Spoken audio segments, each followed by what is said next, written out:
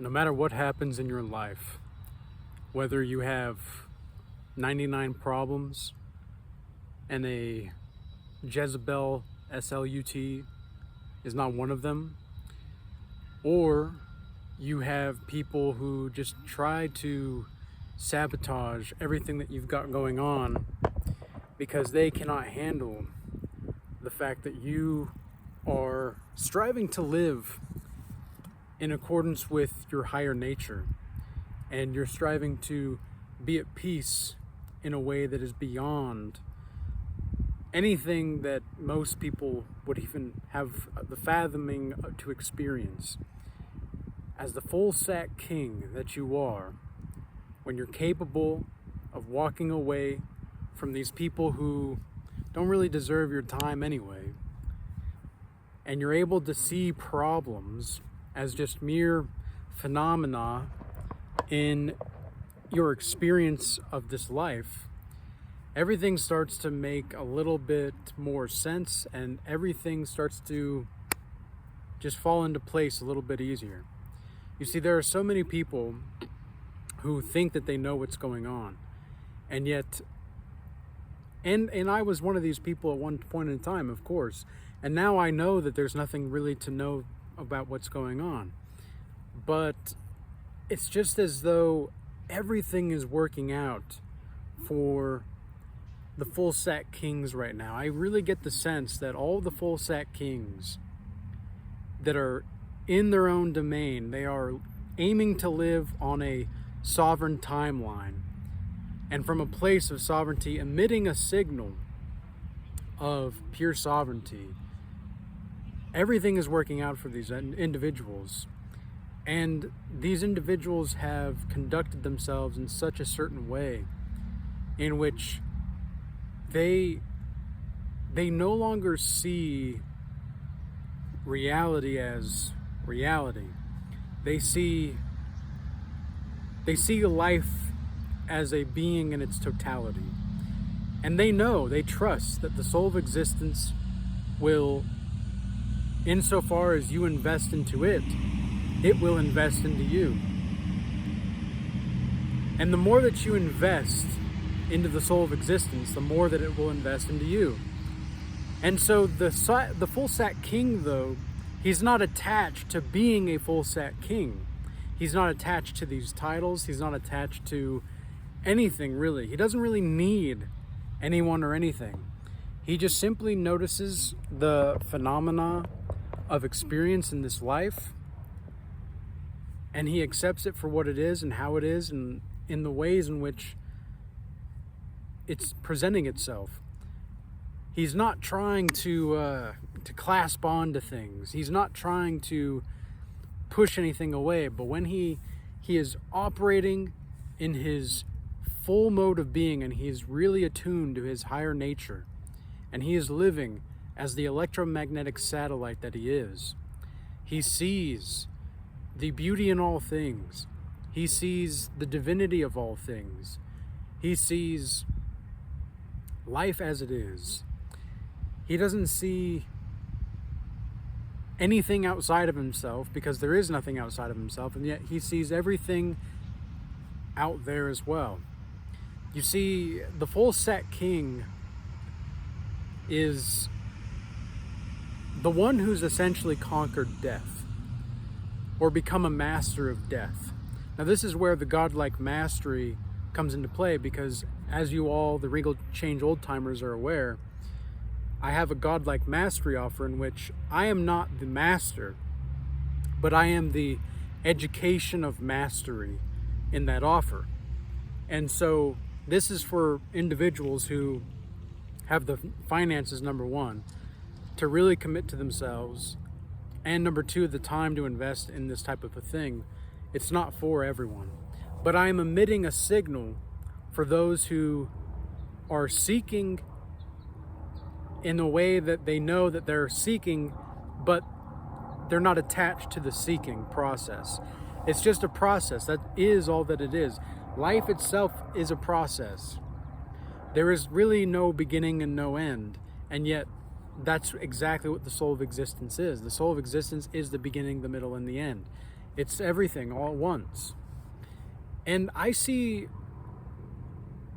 reality, I suppose you could say. Like when I look at these trees right here or around me, and I see the wind softly blow in the trees, in which the trees have this kind of essence to them, you know. They have this, it's almost as if they're flowing through water. You know, everything's very fluid.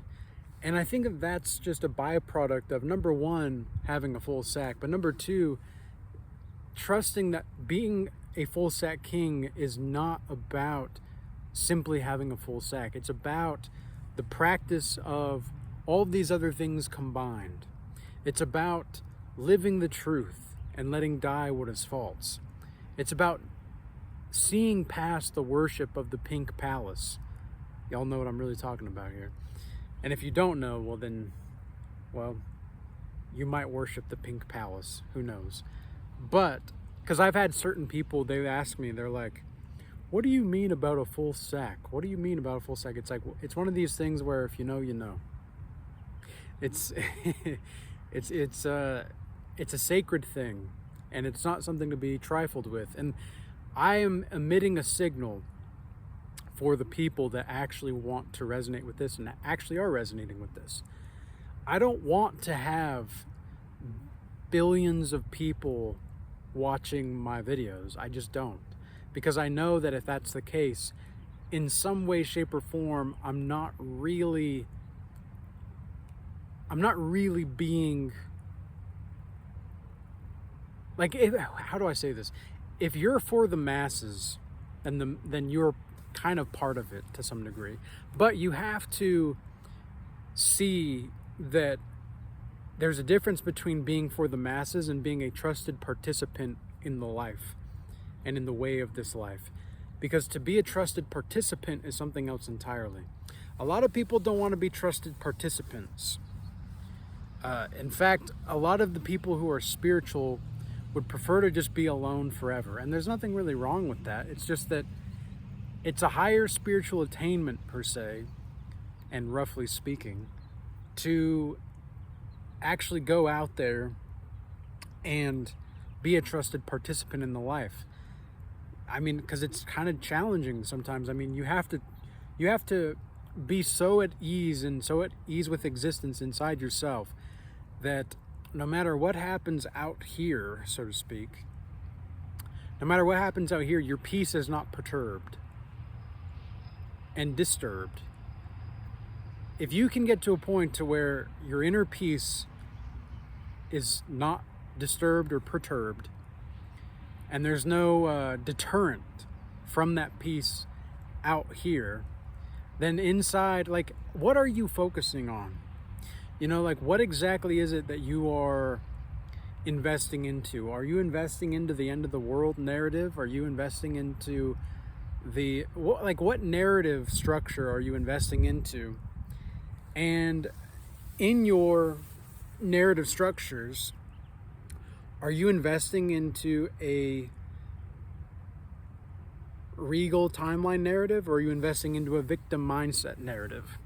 Because that's going to say a lot about where you're really at on the journey to being a full sack king. Or just if you're a woman watching this, because I know more women are watching my channel and they're like interested in hearing about this full sack thing, but it's different for men than it is for women. Because here's the thing, right? For those of you that are still around, which are going to be the ones who actually enjoy this signal, you're just settle in and buckle up, buttercup. So here's the thing with women and men, right? I would absolutely say that women are more spiritual than men, generally speaking. However, they don't know how to control it. A man who is not as attached to the world, so men in general are not as attached to the worldly things at certain levels once they have some type of spiritual discernment, let's say. Once men have some type of spiritual discernment, there's really not a lot in this world that it has to offer that you want. It's just like when Satan offers Jesus, you know, the world, and Jesus is like, why? You know, why would this, why would I care? You know, it's like that for the full sat king. Full sat king is like, I mean, I see the world and it's cool, but it's not me. You know, these material things don't make me someone. And then you have women. Women are like, they can be very polar opposites when it comes to inside themselves. They can be so hyper spiritual one day and then super earthly the next. And I've seen this in working with women, where one day they're like totally getting it. They're emotionally coherent and stable and all these things, but then things happen and all of a sudden they like go back to their old ways, quote unquote, their old timelines, just like that. And this doesn't happen for every woman. I'm speaking about women that I've seen over the years, because I've talked to probably 50 or 60 different types of women across the world by this point, in different cultures and such, just specifically for my one-on-one sessions and such. So I've had a decent sample size on how women operate, and then I also have my own experience in my personal life and daily life. So there's that. And what I've seen is that these women are so capable of being spiritual. They're not able to let go of the attachments to earthly things as easy as men are. Once they get to a certain point, men really just are able to let go. But the thing is that men need the women in order to realize this. And women need the men in order to realize how attached they are to the earthly things still. So it's a play. It's a playfulness that we kind of have to embark on together.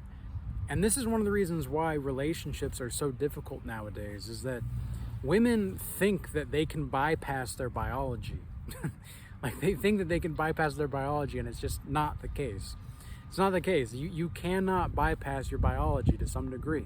Like, sure, we can transcend certain things, but like, women are going to be women and men are going to be men. To deny the psychophysiological aspect of ourselves is really to deny a deep part of ourselves. Because think about it like this, right? If somebody has like a sickness or a cancer or let's just stick with that, cancer or something of the sorts. If somebody has this, right, it plays an impact on their soul life. So is the biology the soul, or is the soul the biology? Well, it's not really neither. It's one and the same. The soul and the body are part of the same process. You see what I'm saying? So women are aiming to bypass this. But women, I also think, are in a very good state when it comes to the potential for freedom that they can attain here. They just have to be willing to listen to the right men. And what that looks like is women have to first listen to themselves, like truly listen to themselves. And number two, listen to the men who know what they're talking about. But it takes a woman who's capable of listening to herself to know the difference. So we're in a predicament, right? We're in an interesting predicament in which the potentials are fantastic and amazing. Like, there's not going to be anything like we've ever seen, potentially speaking, in the upcoming years. And yet it also seems like women have chosen to, do other things. And so it's like, well, dang it. We tried that.